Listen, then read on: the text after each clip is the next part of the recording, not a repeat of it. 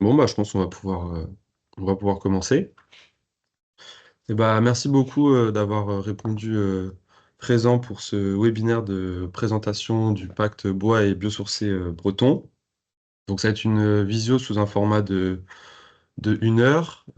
C'est dans la continuité de la présentation qu'on a fait en présentiel début mars sur Rennes. Bon, l'idée là, c'était aussi de pouvoir toucher un petit peu plus de monde au niveau régional. Donc, je vais me présenter dans un premier temps. Donc, Antoine Charbonnier, je suis prescripteur bois chez Fibois Bretagne. Et donc, on lance le pacte bois et biosourcé en région Bretagne avec la structure FB2. Donc, ici, à mes côtés, Julie Poisson. Bah, je te laisse te présenter, Julie. Julie Poisson, chargée de mission au sein de la Fédération bretonne des filières biosourcées et donc copilote du pacte aux côtés de Fibois Bretagne. Merci. Alors, je vais repasser sur le diapo. Normalement, tout est bon.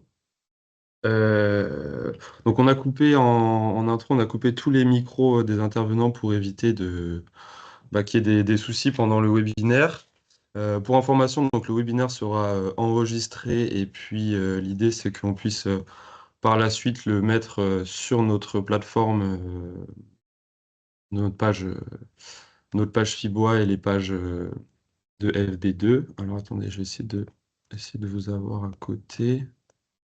Si je mets comme ça. Hop. Hmm, ok.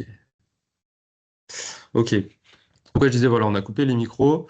Et ben voilà, on va pouvoir commencer par le début de la présentation. En amont, on remercie tout de même les partenaires financeurs qui nous permettent de lancer ce pacte. On a l'Europe, l'État, l'ADEME, la région Bretagne, le département du Morbihan et puis France Bois Forêt.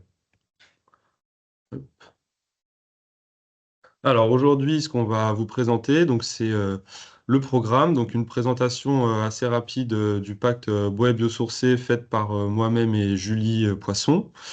Et puis ensuite, le témoignage de deux signataires de deux régions différentes. On a Bouygues Immobilier qui est signataire du pacte en Centre-Val de Loire. On a Digna Goris qui est avec nous aujourd'hui et qui va vous faire part de son témoignage. Et puis on a Paris La Défense de la région Île-de-France. Péroline Millet qui va aussi faire part de son témoignage. Et puis après, un temps d'échange de questions-réponses. Pour tout ce qui est questions, je vous invite à les poser dans le chat et puis on les compilera à la fin de la présentation pour y répondre tous ensemble.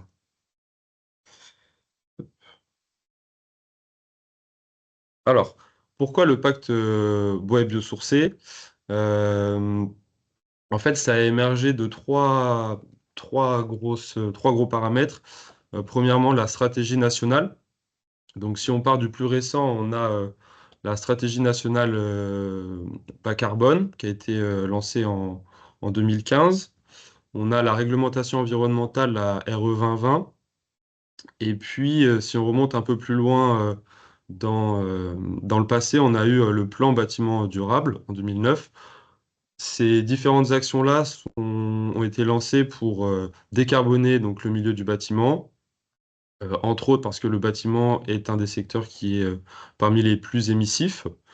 Donc ça, déjà, ça cadre un petit peu le contexte, on va dire, politique qui a été choisi par la France.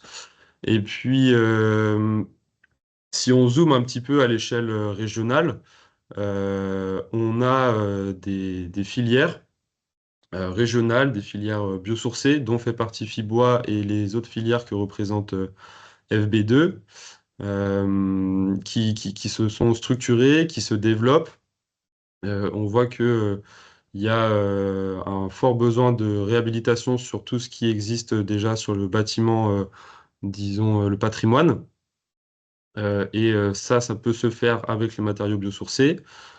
Et puis enfin, si on regarde d'un côté enjeu d'entreprise, les entreprises de ce secteur-là, elles ont besoin de visibilité, elles ont besoin de perspectives pour se projeter. Et donc, ces trois points-là, l'idée, c'est de lancer un signal fort à la maîtrise d'ouvrage. Et l'action qui a été retenue, en tout cas l'action que nous, on propose, ça va être le pacte bois biosourcé qu'on décline en Bretagne pour justement, enfin, pour justement répondre à ces besoins-là.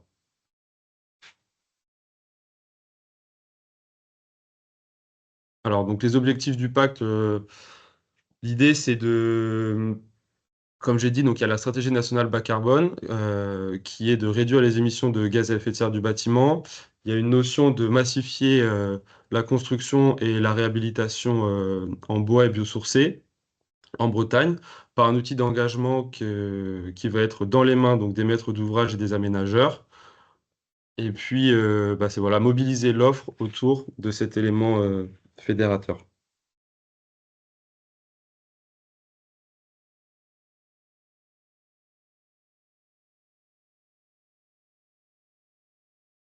Donc aujourd'hui, le pacte bois et biosourcé se veut être un accélérateur et un facilitateur qui va venir donc accompagner les maîtres d'ouvrage.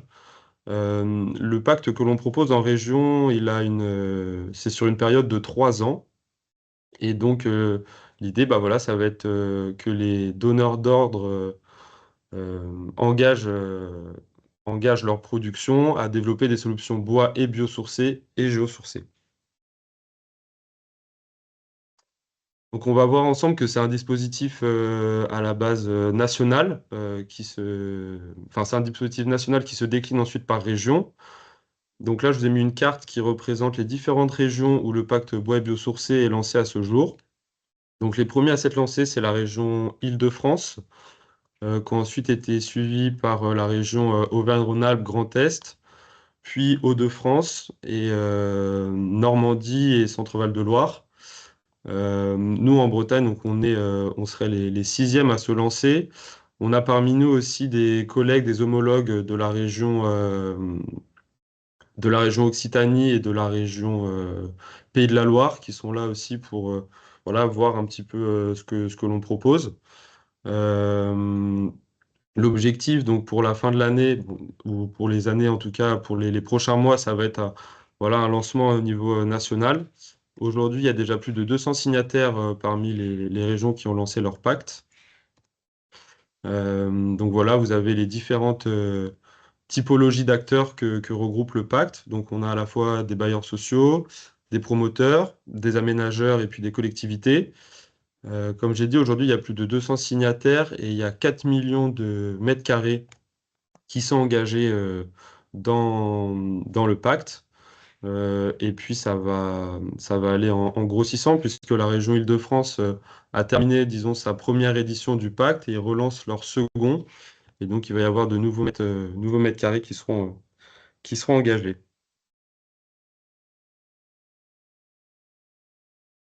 Alors pour la partie des engagements du pacte, je vais laisser Julie présenter les différents engagements. Et puis on se retrouve tout à l'heure pour la partie témoignages et questions-réponses. On rentre dans le concret avec une présentation assez succincte. Donc, comme on vous l'a dit tout à l'heure, n'hésitez pas au fur et à mesure à poser vos questions dans le chat. On pourra les reprendre ensuite si la réponse ne vous a pas été apportée d'ici là par la présentation ou par les témoignages. Alors, sur le périmètre, donc le pacte propose de s'engager sur une période de 3 ans. Cette période pourra peut-être être un peu plus longue pour les éditions suivantes, mais là, on a voulu vraiment rester sur une période de 3 ans pour rester dans le créneau de la RE 2020 avec le seuil qui arrive de 2028, qui est assez stratégique et qui marque un tournant dans les niveaux à atteindre. Et donc, on a voulu rester sur ce pas de temps pour que le pacte soit également vraiment un accompagnement à cette montée en compétences en parallèle de la RE 2020. On engage donc sur cette période de 3 ans ce qu'on a appelé la production régionale. Donc, c'est la production d'un propriétaire immobilier. Donc, sur un parc immobilier, toutes les opérations en neuf ou en rénovation qui vont voir le jour pendant cette période de 3 ans, il y a un engagement d'avoir un certain niveau de biosourcé sur 10, 20 ou 40% de cette production. Donc, quand on parle du pacte, on parle bien d'une échelle d'un patrimoine immobilier, donc plusieurs opérations de construction, rénovation. Si on est sur un propriétaire qui a un seul bâtiment en jeu, bah là, ça n'a pas d'intérêt. On est vraiment sur l'échelle du patrimoine. Je précise également pour les engagements de niveau, donc pour 10%, on est sur un niveau bronze, 20% argent, 40% or. Et on peut avoir un engagement de niveau différent sur son patrimoine neuf et sur son patrimoine rénovation et avoir 2 niveaux qui cohabitent pour un même signataire. Sur le seuil d'exigence cette fois-ci, donc on va avoir un niveau à atteindre en moyenne sur cette production, donc de 30 kg de biosourcés par mètre carré pour les constructions neuves et 10 kg pour la réhabilitation. On a mis également un deuxième indicateur, vous voyez en dessous, on est à peu près à la moitié en carbone par mètre carré. Donc on a les 2 indicateurs qui cohabitent pour l'instant. On a fait ce choix. On pourra en reparler hein, si ça vous pose question. Je ne rentre pas trop dans les détails pour l'instant. Mais voilà, par souci de maintien des habitudes, de clarté et de certaines considérations techniques, pour l'instant, on maintient la double comptabilité en poids de biosourcés et en poids de carbone. Donc, on regarde la moyenne sur la production et sur la durée d'engagement. Donc, ça, c'est au global sur le patrimoine engagé. Et on a également un garde-fou qui est un minimum à atteindre pour que l'opération soit comptabilisée comme dans les 10, 20 ou 40% de biosourcés. Donc ce garde-fou, il est de 10 kg pour le neuf et en réhabilitation, il n'y en a pas. Donc ça veut dire que chaque kilo, on va dire, compte. Il n'y a pas de minimum. On peut passer aux engagements suivants.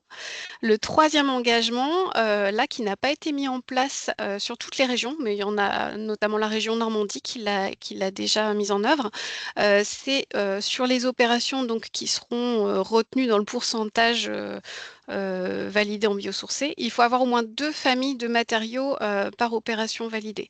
Donc, c'est-à-dire que si on a une structure bois et une isolation à base de bois, et ben, ça ne suffit pas pour valider 2 familles. Il faut vraiment avoir 2 familles différentes. Donc là, les familles, à titre d'exemple, le bois, la paille, la terre crue, le chaume, le chanvre, la ouate de cellulose, le textile recyclé et les algues, qui sont les 8 filières que fédère notre fédération. Ensuite, on a un engagement sur tous les sujets d'approvisionnement et gestion durable. Donc, on demande que 100% du bois soit certifié PEFC, FSC, mais voilà, l'idée c'est que les forêts soient gérées durablement. Une provenance de bois français à hauteur de 30%. Voilà, ce qui est assez similaire à d'autres régions, et il y en a d'autres qui vont un petit peu au-delà. On pourra l'expliciter également. Et puis, là, une petite particularité, c'est qu'on invite à privilégier les filières biosourcées et terres crues régionales et périrégionales. Alors, ce qu'on appelle périrégional, c'est vraiment les départements limitrophes, parce qu'il peut y avoir une production de matériaux biosourcés juste à la périphérie de la Bretagne. Et celles-ci, on les compte également comme des ressources locales. Et on va aussi regarder au cas par cas en fonction, bien sûr, de la localisation des projets concernés. C'est-à-dire que notre Bretagne est assez large. 5 sur l'engagement de moyens. Donc là, vous aurez remarqué, hein, pour les niveaux, on vérifie l'atteinte de ces 10, 20, 40%. Et il y a aussi tout l'accompagnement plus qualitatif, et en fait, qui est aussi la partie qui nous intéresse fortement, qui consiste à désigner un référent pour le pacte au sein de la structure signataire, donc qui sera l'interlocuteur privilégié au quotidien pour faire le relais entre l'accompagnement que nous proposons et les équipes en interne. La participation aux réunions d'animation et aux différents ateliers, on pourra vous le détailler ensuite.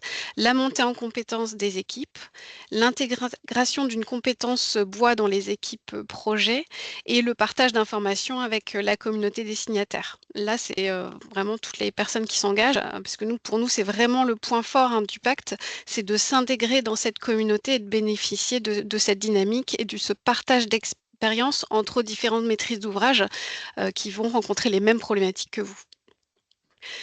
Et pour terminer, on a les engagements optionnels qu'on peut aussi appeler engagements pour aller plus loin. Donc là, il suffit d'une opération sur l'ensemble du patrimoine engagé pour valider cet engagement optionnel. C'est-à-dire, c'est sur une opération, on va décider d'aller un petit peu plus loin pour expérimenter des choses un petit peu plus poussées. Donc par exemple, sur l'utilisation d'essence de bois peu valorisée, ça qui peuvent varier d'une région à l'autre. En Bretagne, on va encourager l'utilisation du bois de feuillu et du pin maritime breton. D'aller sur un 100% bois français en termes de provenance ou 60% de bois régional. Là, on est sur voilà, progresser sur la provenance la plus locale possible. Des engagements plus poussés sur le côté bois énergie. Donc là, on vient en complémentarité de la partie matériaux. La démarche bâtiment durable breton qui est portée par Batilab. Donc là, il s'agit d'aller voir d'autres exigences environnementales, hein, d'élargir le scope. Le réemploi et innovation sur les biosourcés, où là, on peut expérimenter la mise en place de techniques non courantes. On fait un petit focus sur les spécificités du pacte breton. Alors, je l'ai cité rapidement tout à l'heure, hein, vous avez bien entendu, j'ai parlé de terre crue. Et effectivement, on est sur un pacte bois et biosourcé et on a rajouté la terre crue. Alors, elle sera intégrée dans les matériaux éligibles au même titre que le bois et les biosourcés. Et il faut savoir que c'est dans une suite logique. La FB2 accompagne déjà des projets dans le cadre d'un appel à manifestation d'intérêt où on accompagne cette fois-ci à l'échelle de l'opération, cette fois-ci pas du patrimoine, on est bien sur l'opération. On accompagne des projets qui mettent en œuvre des biosourcés et de la terre crue et justement on a testé cette intégration de la terre crue aux côtés des biosourcés et ça fonctionne très bien. Si ça vous pose question, on pourra en reparler également. Je précise déjà qu'on prévoit une double comptabilité pour bien pouvoir distinguer la partie terre crue de la partie biosourcée et bien sûr pouvoir s'aligner sur le pacte au niveau national et faire toutes les comparaisons pertinentes et nécessaires. Et puis, un petit point de précision, ce n'est pas le cas dans toutes les régions, mais il y a certaines régions qui demandent une participation financière vraiment pour l'accompagnement proposé dans le cadre du pacte. Là, ce n'est pas le cas. Il y a juste une adhésion à Fibois Bretagne qui est demandée et après, ça intègre de fait une rétribution à FB2.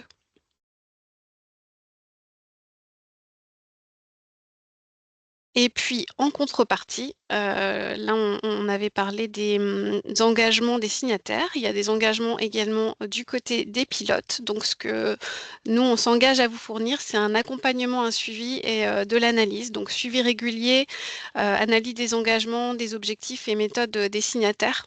Un accompagnement à la mise en place du tableau de suivi des indicateurs, qui est un peu le cœur du réacteur, on va dire, pour le pacte, pour faire le suivi des opérations et d'animer de la capitalisation et du partage du retour d'expérience. Donc, je précise, c'est important, c'est que là, en fait, la différence, c'est que nous, on va accompagner vraiment les signataires pour la mise en place de la démarche globale de ce suivi. On pourrait être là en réponse s'il y a des difficultés de compréhension qui sont rencontrées, en complément des ateliers où on va expliquer tout ça de manière collective. Par contre, il ne s'agit pas de faire de l'accompagnement à l'échelle de l'opération. On ne pourra pas faire du conseil et de la présence de réunion à l'échelle d'une opération. Là, l'objectif, c'est bien d'accompagner une démarche à l'échelle de la gestion de votre patrimoine. L'engagement suivant, c'est la montée en compétences et de l'animation. Donc, on vous proposera des ateliers thématiques trimestriels sur les sujets clés et les besoins. Et donc, l'idée, c'est voilà, le premier atelier qu'on proposera aux signataires, c'est de co-construire ensemble ce programme d'atelier. Et donc, les ateliers, on les veut, puisque c'est aussi l'ADN ouvert au-delà des signataires du pacte. Par contre, ce sont les signataires du pacte qui définissent le programme, les visites qu'ils ont envie de voir, les sujets qu'ils ont envie d'explorer. Ils ont la priorité. Et après, on considère que on peut en faire bénéficier un petit peu au-delà. La mise en réseau avec les compétences bois, biosourcés et terre crue appelées dans le cadre du pacte. Alors ça, c'est une mission qu'on mène au quotidien et qui est très importante, c'est-à-dire que si vous voulez vous lancer sur un matériau, un système constructif que vous n'avez pas encore trop expérimenté, il y a le côté partage d'expérience avec les autres signataires et il y a le côté mise en lien avec les experts au sein de nos filières. Et puis le dernier engagement du côté des pilotes, sensibilisation et communication. Donc il y a une valorisation des signataires, de leurs engagements. Autant on ne fait pas d'accompagnement, à l'échelle de l'opération, mais on peut mettre en place, de la mise en valeur de certaines opérations, représentatives, par de l'organisation de visites ou du retour d'expérience et bien sûr de l'accompagnement à faire les perspectives et le bilan annuel. Hem, on fait un bilan plutôt en début de chaque année, le temps de récupérer toutes les informations, ça peut s'étaler, d'après ce qu'on a, eu comme retour d'expérience entre janvier et avril. On essaie de faire le bilan de l'année passée.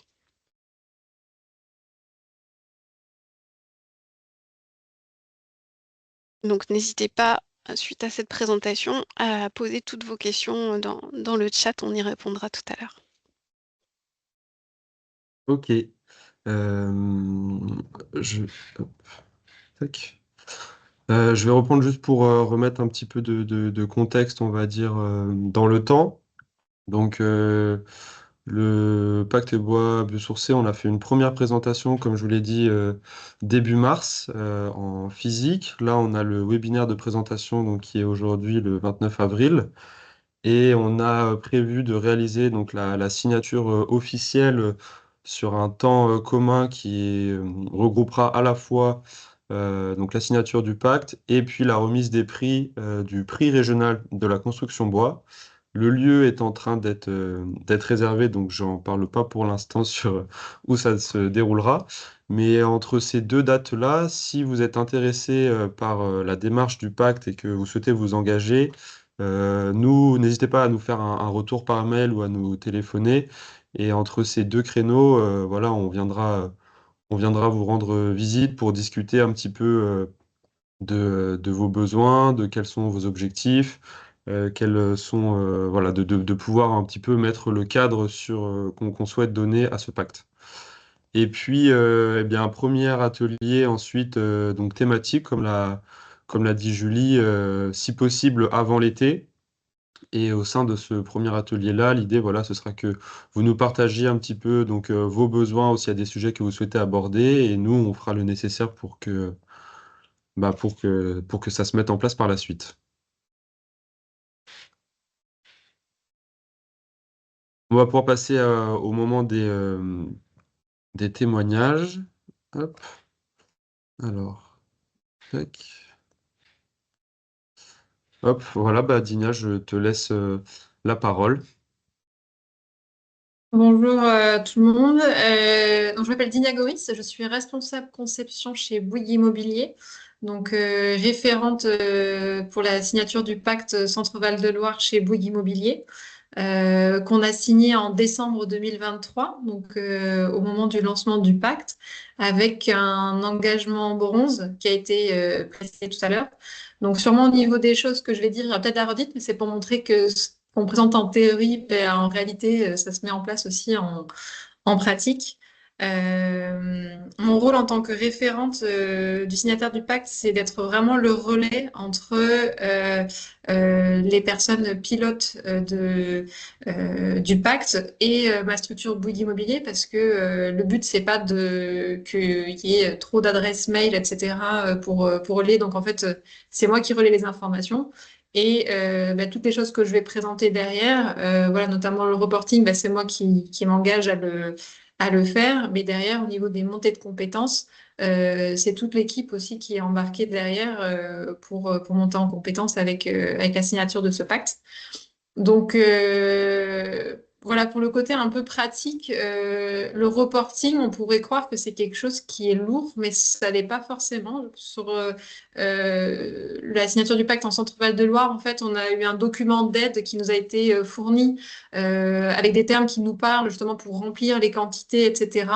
Et ça, automatiquement, ça nous donne les quantités à remonter dans le tableau type tram qui est demandé au niveau national pour justement bien quantifier les quantitatifs de biosourcés. Donc ça, c'est un travail que moi, je préfère faire en fin d'année bah, quand je fais tous mes reportings, mais qui peut se faire aussi au fil de l'eau si c'est quelque chose qui fonctionne mieux pour vous. Et après, la matrice des coûts, ça c'était un deuxième reporting. C'était aussi par intérêt, donc de pas seulement mesurer ce sur quoi on s'est engagé pour le pacte, mais au niveau national, c'est quelque chose qui a été poussé aussi pour justement se rendre compte de justement l'aspect financier des opérations et d'utilisation de certains matériaux, même si ça fait l'objet de certains ateliers qu'on verra par la suite. Il y a un économiste qui a été missionné aussi au niveau de Fibois, du coup, en centralisé pour avoir ce reporting de coûts.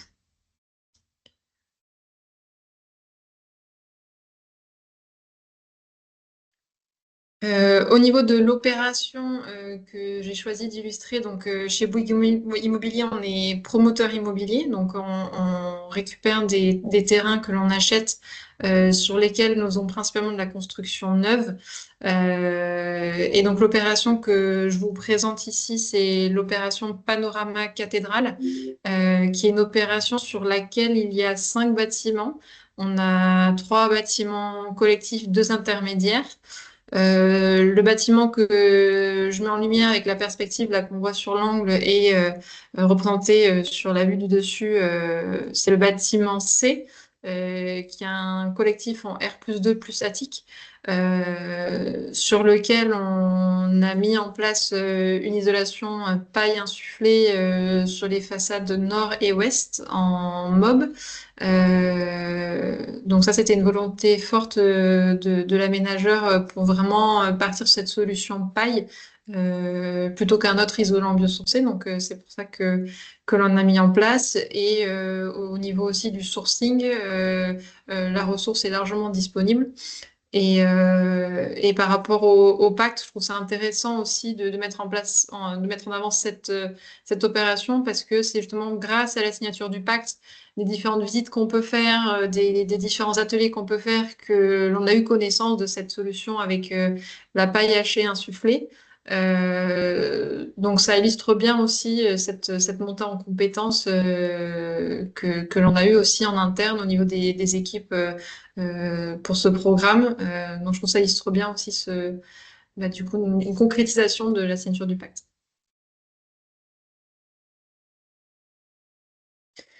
Les avantages pour moi pour signer le pacte, comme je l'ai dit, c'est de la montée en compétences. Le pacte Centre-Val de Loire, c'est un accompagnement sur 4 ans. Je sais que le pacte du coup Bretagne, c'est sur 3 ans, mais ça permet au fur et à mesure du temps justement de monter en compétences et pas de tout avoir d'un coup. Donc ça permet vraiment voilà, de s'engager sur le temps long.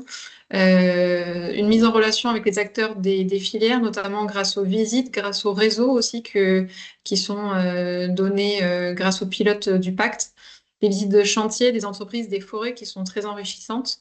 Et les ateliers qui sont évoqués en fait sont pour moi quasiment faits sur mesure parce qu'en fait ils étaient marqués sur le PowerPoint tout à l'heure que c'était fait à la demande, mais c'est vraiment ça. Il y avait eu une concertation au début sur les besoins de chacun et les thématiques qui sont ressorties au niveau des ateliers que l'on a eus. C'était vraiment de justement répondre à nos besoins et nos attentes sur des sujets très spécifiques qui nous concernaient. On est tous des acteurs qui sont pas forcément les mêmes, mais on a voilà, des sujets qui nous intéressent, qui peuvent se recouper. Donc ça, c'était intéressant. Et un dernier point, c'est que le pacte, c'est gagnant-gagnant. On a tout à y gagner. Monter en compétences, donner la visibilité aux filières. Et derrière, c'est pas un système qui va venir sanctionner en cas de non-respect. Le but, c'est de monter en compétences pour atteindre ses objectifs.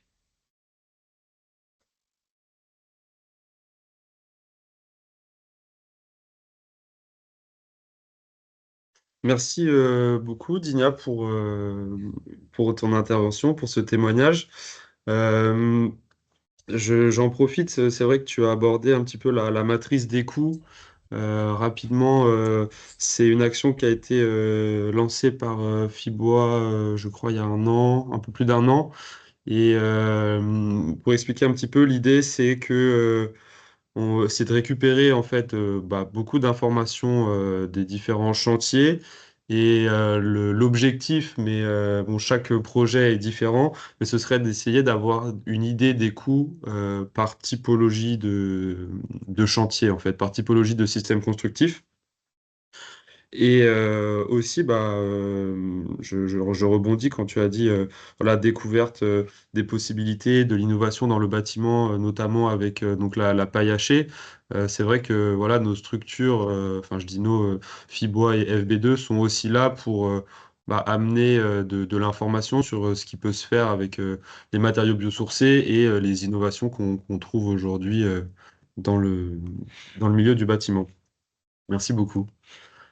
Et ben, je vais maintenant passer la parole à Péroline Millet, donc, qui travaille pour Paris La Défense.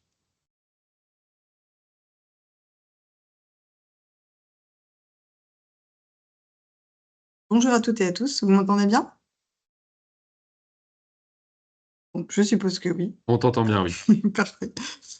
Donc moi, je suis responsable développement durable à Paris La Défense. Et donc, nous sommes signataires du pacte FIBOIS depuis fin 2022.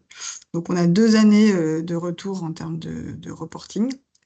Et je vous commence rapidement par une petite présentation de Paris La Défense.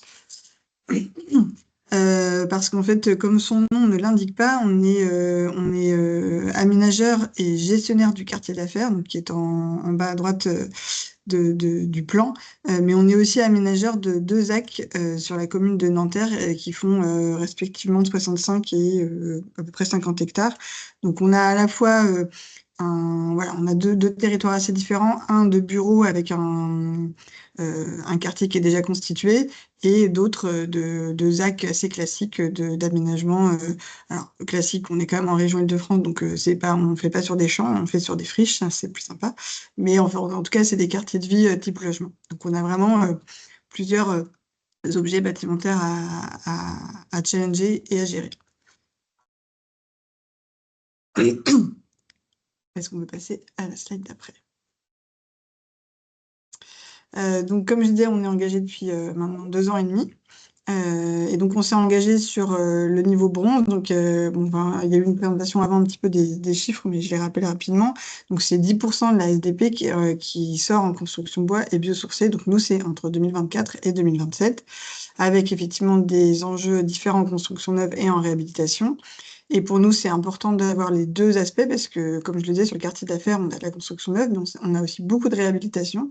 Donc, c'est aussi un sujet qu'on souhaite pousser dans les projets qu'on accompagne de bureaux, hein, principalement, en restructuration. Et donc, pour la notion de calcul, ce qui est intéressant, c'est que c'est quand même c'est un pourcentage qui est facile à atteindre parce que dès qu'une opération est au-dessus donc de ces poids en bois, on considère que l'opération, 100% de cette opération est comptabilisée comme étant en bois et biosourcé au titre du pacte. Et vous allez voir que du coup, c'est assez facile à atteindre. Et pourquoi je parle de ça, c'est plutôt pour vous aider à dimensionner vos objectifs si jamais vous êtes signature du pacte. N'hésitez pas à être ambitieux parce que c'est voilà, nous on s'était par méconnaissance on s'était engagé sur un objectif plutôt prudent, mais en réalité, on aurait pu aller un petit peu plus loin. Et notamment, on l'a fait initialement plutôt pour s'aligner sur les autres aménageurs, parce que la plupart s'étaient engagés au niveau régional, la plupart des grands aménageurs s'étaient engagés. Donc, on l'a fait un petit peu voilà, pour s'aligner, d'une part, et puis aussi pour commencer à travailler ce sujet et s'obliger au sens où, à partir du moment où on s'engage, on regarde ce qu'on fait, et puis on s'oblige à faire du mieux qu'on peut pour atteindre ces objectifs. Donc c'était aussi un petit peu un prétexte pour, prescrire du bois de manière encore plus développée qu'avant. Ensuite, pour la slide d'après, je vous montre un petit peu justement ce qu'on a fait donc, en 2023 et 2024. Donc finalement, en fait, ce reporting, donc, il est sur des opérations qui sont sorties en 2023-2024, puisque le reporting se fait sur les démarrages de chantier. Donc finalement, c'est des opérations dont on avait prescrit les constructions bien avant de signer le pacte FIBOIS. Donc finalement, c'est pas les résultats de cette signature qu'on voit aujourd'hui, mais plutôt l'état initial, on va dire, avant de s'engager. Et donc, en 2023, on a 2 opérations dont le chantier a démarré, une opération de logement à Nanterre et une opération de bureau à Puteaux. Euh, et sur ces 2 opérations, finalement, on avait déjà beaucoup de bois, puisque l'opération de logement est dans une ZAC écoquartier avec des prescriptions de bois assez importantes. Donc, j'ai pas mis des unités, mais c'est la dernière colonne où on avait un niveau, je crois que c'est le niveau 3 de l'ancien label, 36 kg de bois par mètre carré. Et le bâtiment de bureau à Puteaux, en fait, s'était mis des objectifs assez importants. Et je le dis pour l'anecdote, mais je trouve que c'est important aussi, pas pour des raisons de conviction écologique, mais pour des raisons de commercialisation, puisque ils étaient persuadés que ça permettrait de commercialiser les bâtiments plus et que c'était un avantage concurrentiel. Mais voilà, ils ont poussé les curseurs à fond et d'ailleurs, ils ont pu commercialiser leur bureau assez facilement. Et au final, on a un projet qui est magnifique et qui est très beau. Et en 2024, l'année dernière, on a un seul projet qui s'est lancé qui était en réhabilitation, qu'on appelle CB3, qui a été fait par WO2 et qui a aussi des objectifs importants de bois, puisque WO2, comme son nom l'indique, c'est une structure qui travaille beaucoup sur le bois biosourcé. Donc finalement, en fait, on est sur des taux complètement faramineux de bois biosourcé sur notre quartier sans avoir rien fait. Et voilà, pareil, je le dis un petit peu en provoque, mais c'est intéressant aussi pour ça le pacte Fibois, c'est que ça permet de regarder des choses qu'on ne regardait pas forcément avant de manière chiffrée, parce que ça prend quand même un temps. Là, on a l'impression que c'est un petit tableau trop facile avec 3 lignes, mais ça m'a pris des heures et des heures de pouvoir récupérer ces éléments et puis aussi de faire la programmation des années après. Et ben voilà, quand on fait le bilan, on se rend compte souvent qu'on a fait mieux que ce qu'on pensait, et c'est aussi une façon de valoriser ces aspects pour les prochains, de dire, bah, vous voyez, ça se fait déjà, en fait, hein. On n'est pas en train de vous demander un truc très compliqué. Au cas où vous auriez envie de faire classique, sachez que le classique, maintenant, c'est ça. Donc voilà, ça a été le pacte FIBOA pour nous, c'est aussi une façon de valoriser ce qui se fait déjà. Pour autant, les opérateurs sont toujours à convaincre. Donc voilà, je vous montre quelques perspectives donc des 2 bâtiments dont je parlais. Donc Inspire à Puteaux, qui est le bâtiment de bureau neuf, qui est en démolition-reconstruction, hein. On ne fait pas toujours des choses parfaites. On aurait bien aimé que ce soit de la réhabilitation.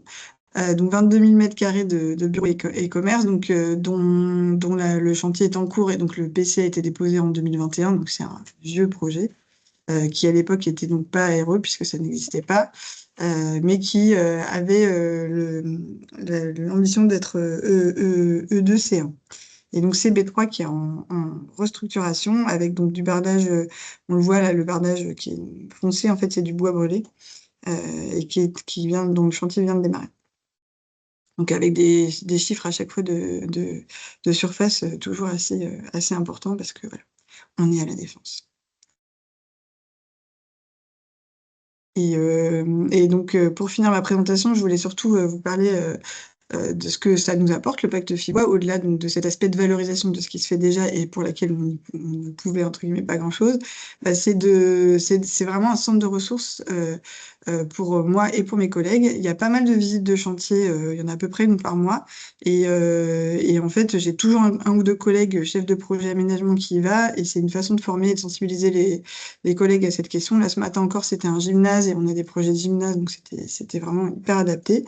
Et justement, voilà, ça nous permet d'avoir vraiment des retours d'expérience de toutes les typologies de programmes possibles, que ce soit du neuf, de la réhabilitation, du logement, des bureaux, des équipements publics. On a vraiment pas mal de typologies différentes et donc de retours d'expérience parce que voilà, ça permet de se dire, ah, moi j'ai du logement, si je vais visiter que des bureaux, je vais toujours me dire, ah, mais non, mais ça sera pas possible en logement. Donc ça permet d'éviter les fausses idées sur les typologies. Il y a aussi pas mal d'ateliers d'information auxquels moi je vais plus, qui vont être des ressources pour moi en tant que responsable développement durable, et que je vais pouvoir ensuite diffusés en interne. Et il y a plein d'autres aspects assez intéressants, notamment j'ai appelé ça service après-vente, mais quand on a des questions un peu pointues, on pose la question aux collègues de Fibois et tout de suite elles mobilisent leur réseau, notamment quand il y a eu la parution du décret pour le nouveau label bois et biosourcé. Je me suis posé la question, moi, en tant qu'aménageur, qu'est-ce que je dois prescrire? Est-ce que je dois m'adapter? Comment font les autres aménageurs? Et on s'est monté une réunion avec une quinzaine d'aménageurs au niveau national. Et ça a permis de voir un petit peu ce que les autres faisaient et d'avoir un retour d'expérience. Voilà, en un mois, j'avais la réponse à mes questions. C'était vraiment très, très enrichissant et voilà, très pratico-pratique.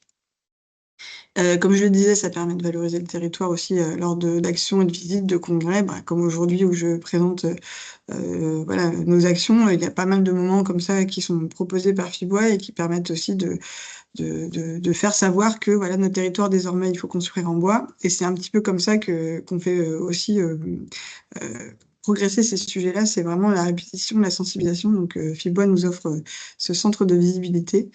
Et puis, donc, comme je le disais tout à l'heure, voilà, ça permet de suivre les projets au plus près et dans des phases où nous, en tant qu'aménageurs, on n'y suit pas toujours. C'est-à-dire que nous, en général, voilà, une fois que l'acte de vente il est signé, on a nos collègues qui suivent le chantier par rapport aux enjeux de nuisance chantier, nuisance riverain, mais plus forcément sur la qualité intrinsèque des bâtiments. Et là, c'est un petit peu le prétexte pour continuer à suivre ces projets de manière qualitative, vraiment tout au long de leur durée de vie.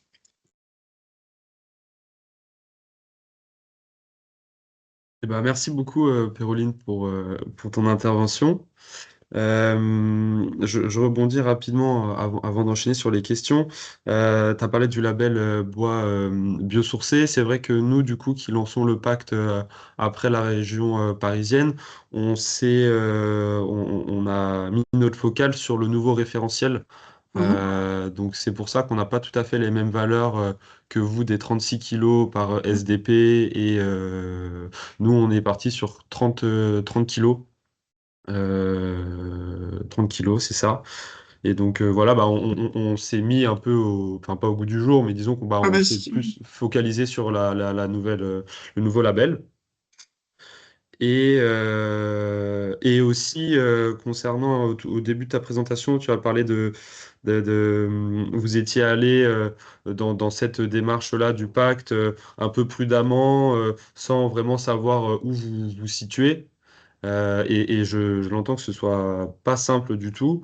Et on a des collègues de la région Normandie, entre autres, qui ont développé un petit outil beaucoup plus simple que le gros tableau de reporting, voilà, pour se situer un petit peu, justement, voir sur quel type d'engagement, en tout cas aujourd'hui déjà, on est, et voir si on veut tendre vers quelque chose de plus grand ou si on veut rester à peu près à ce niveau-là dans l'engagement.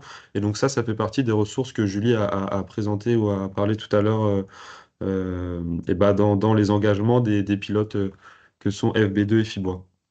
Nous, notre question de savoir où on allait, elle est plutôt liée à la spécificité de notre territoire, puisque le quartier d'affaires, en fait, c'est pas une ZAC avec des prescriptions et puis des programmes et puis un bilan de ZAC à la fin. C'est un quartier déjà constitué. Et du coup, la dynamique sur ce territoire, elle est très difficile à appréhender.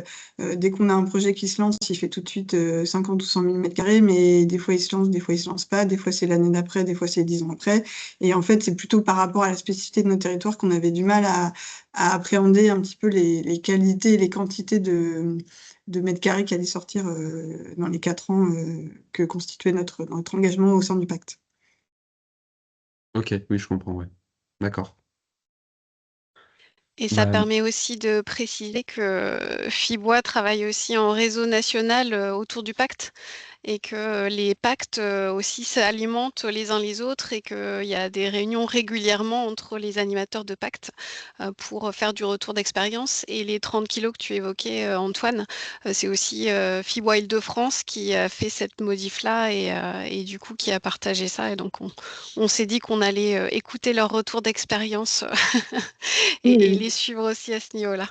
Et d'ailleurs, ce retour d'expérience, il est entre vous, Fibois régionaux, mais aussi à l'échelle des signataires du pacte, puisqu'on a régulièrement des ateliers, comme je vous le disais, là, il y avait ce service après-vente sur un truc ponctuel, mais il y a aussi des ateliers d'échange et d'informations sur certains sujets qui sont vraiment à l'échelle nationale, et c'est très enrichissant d'avoir les retours d'expérience d'autres territoires.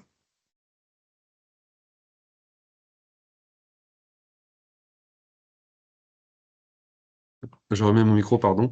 Merci beaucoup. Je crois qu'après, ça va être le temps, voilà, de questions-réponses. Alors moi, j'avais juste le diapo, j'avais pas les questions, je ne les ai pas, je sais pas s'il y en a eu ou pas. Pour le Pour moment, il n'y a l'instant, rien dans le chat. Pour le N'hésitez moment, il pas n'y a pas eu à de poser vos questions. questions. Ok.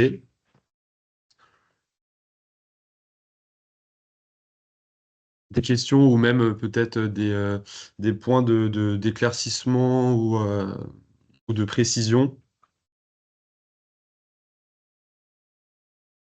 Je vois qu'au niveau du timing, on est plutôt pas mal. On avait gardé 10 minutes pour les questions. bon, si tout était très clair et en attendant peut-être des questions qui arrivent, on peut repréciser que du coup l'étape suivante pour les potentiels signataires qui seraient intéressés pour s'inscrire dans la démarche. Donc la prochaine grande étape, c'est le 12 juin. Avec une officialisation de la signature des premiers signataires. Donc, si vous souhaitez embarquer dans ces premiers signataires bretons, eh bien, la première chose à faire, c'est de recontacter FIBOA et ou FB2 pour convenir d'un échange ensemble et puis regarder les différentes modalités pour s'engager en détail. Et là, ça se fait en rendez-vous individuel. Oui. Pour rappel aussi, du coup, je l'ai dit au début, mais le webinaire est enregistré et donc voilà, si dans vos services il y a voilà, des gens qui souhaitent avoir les informations, donc il y aura le webinaire là qui sera de nouveau disponible et on va mettre en ligne le cahier des charges du pacte bois et biosourcés breton. On va le mettre en ligne là, normalement d'ici la semaine prochaine. La relecture est terminée et voilà, comme ça vous aurez toutes les informations et encore un peu plus détaillées que ce qu'on a pu vous présenter aujourd'hui sur les différents points. Alors, on a une question dans le chat qui est arrivée de Nicolas, donc de Fibois. Pourquoi avez-vous choisi de ne pas demander de financement spécifique hors adhésion pour adhérer au pacte, pour rejoindre le pacte? Peut-être que je vois qu'il y a Hervé qui s'est connecté, peut-être qu'il va pouvoir donner plus de points de précision à ce sujet. Oui, alors écoutez, bonjour à tous, c'est Hervé Boivin, je suis le collègue de Antoine chez Fibois pour la thématique construction. Ce choix est un choix politique, hein, clairement. On n'a pas souhaité mettre à contribution les adhérents au pacte, considérant que ça faisait partie de notre mission de base. La seule exigence, c'est que les adhérents que les signataires du pacte soient également et d'abord adhérents de Fibois. Donc, pour ceux d'entre vous qui seraient intéressés pour la signature du pacte, eh bien, on leur demandera de procéder d'abord à une adhésion à l'association dont le montant dépend du chiffre d'affaires réalisé sur la région administrative. Et puis pour compléter, ça allait aussi de pair avec une volonté d'ouverture des outils, des ateliers et des visites qui pourraient être mises en place dans le cadre du pacte, au-delà des signataires. Et comme je le disais tout à l'heure, c'est les signataires qui définissent leurs besoins et on co-construit avec eux le programme pour leurs besoins à eux. Par contre, on souhaitait, toujours ça c'est pareil, c'est politique, dans une volonté d'ouverture et de transparence, faire bénéficier ces moments toujours très enrichissants au plus grand nombre possible et pas se limiter voilà, à avoir des salles à demi pleines si on pouvait aider et alimenter en connaissance plus de monde. Alors, on a une nouvelle question dans le chat de Sonia. Donc, pour les engagements optionnels du pacte, et en particulier la provenance régionale du bois, sous quelle forme les maîtres d'ouvrage peuvent intégrer ce critère dans leur cahier des charges? Et une question aux deux intervenantes, envisagez-vous ce type d'engagement avancé pour l'avenir? Donc, il y a le critère qu'on met dans le cahier des charges, mais j'ai envie de dire, ça s'accompagne plus largement par du sourcing, de la montée en compétences. Il suffit pas juste de mettre le critère dans le cahier des charges quand on est sur des choses assez pointues. On a vu tout à l'heure 60% de bois régional, 100% de bois français, ça s'accompagne. Et c'est tout l'intérêt aussi de faire du sourcing, quel système constructif me permet de répondre à cette exigence. Et tout cet accompagnement-là, on le propose. Et ça va être pareil que ce soit sur le bois ou les autres matériaux biosourcés. Quand on va rechercher une exigence d'aller vers du plus local, de la même manière, on va regarder ensemble les systèmes constructifs adaptés. Et l'objectif dans ces principes-là, c'est pas que l'exigence, elle arrive après coup, mais avant l'intervention idéalement du maître d'œuvre. Et comme ça, le maître d'œuvre, il conçoit tout son projet en ayant tout ce sourcing, ces infos de sourcing et d'enjeux local en tête. Et sur les techniques courantes, non courantes, on va être sur la même logique. Pareil, de regarder où on veut aller, de vérifier qui peut faire ça. Là, on est dans les démarches de sourcing encore une fois, pour pas aller mettre des exigences un peu hors sol.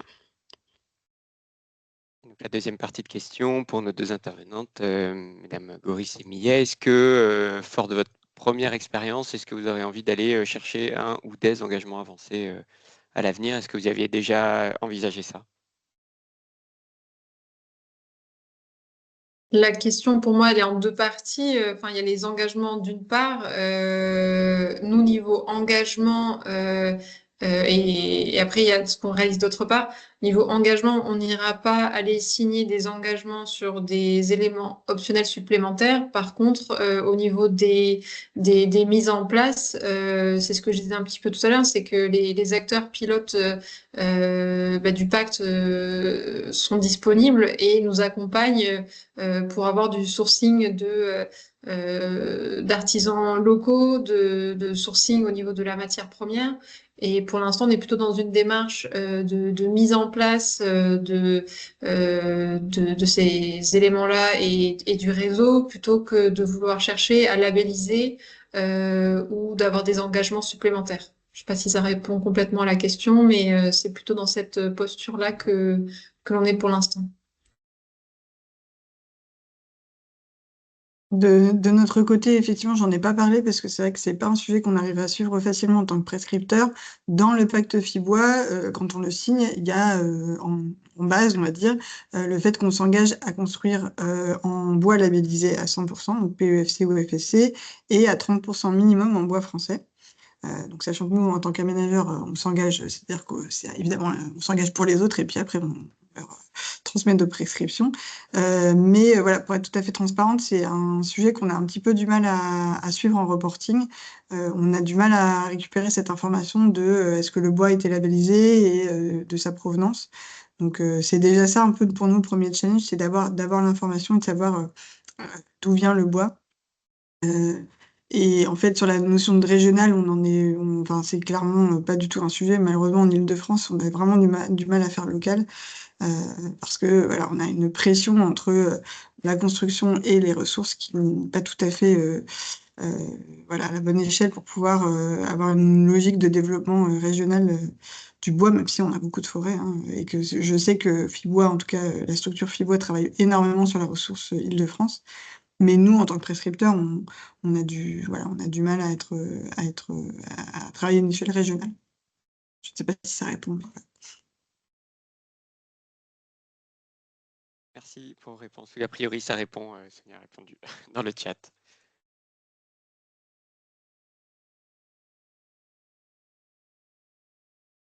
Je vous passe aussi la dernière slide où vous pourrez récupérer donc nos contacts en région. Voilà, pour aller plus loin. Donc les contacts FIBOIS et puis les contacts de la Fédération bretonne des filières biosourcées. Je ne sais pas s'il y a d'autres questions. Je pense qu'on est arrivé au bout. Pas d'autres questions dans le chat, c'était très clair. Et puis de toute façon, s'il y en a, faut pas hésiter à nous renvoyer un mail ou nous contacter par la suite. Ce sera avec plaisir qu'on répondra. Hop. Ok. Et merci à tous d'avoir participé à ce webinaire de présentation du pacte bois et biosourcés breton. Donc on remercie les partenaires. Je ne sais pas si certains étaient présents parmi les partenaires techniques. Certains ont déjà été cités, PEFC, FSC et Bois de France, qui soutiennent tous les pactes dans les autres régions, les partenaires filières, que ce soit la filière paille, terre, chaume, algues, lin et chanvre, watts de cellulose et puis textile recyclé. Et puis aussi nos partenaires financeurs. Merci à tous et aussi les personnes qui sont venues témoigner. Merci. Merci à vous. Merci, bon après-midi. Merci, au revoir. Au revoir.